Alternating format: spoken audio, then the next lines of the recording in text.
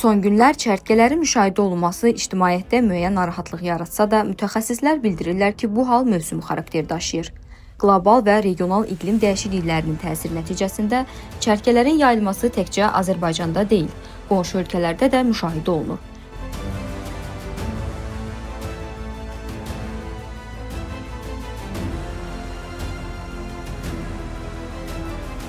Bu səbəbdən ölkə ərazisində fitosanitar vəziyyət daim nəzarətdə saxlanılır.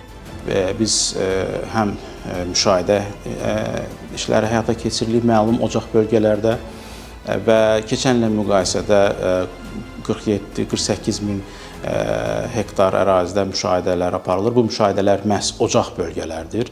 Keçən illə müqayisədə rəqəmlər onu göstərir ki, sirayətlənmə əgər keçən il müşahidə aparılan ərazidə 10% civarında idisə də, indi hal-hazırda sirayətlənmə 15-20% artmışdır. Aqrar Xidmətlər Agentliyi tərəfindən çərtkələrin yayıla biləcəyi ərazilərdə mütəmadi monitorinqlər aparılır, zərərvericinin inkişaf mərhələləri izlənilir və nəticələrə uyğun operativ mübarizə tədbirləri həyata keçirilir.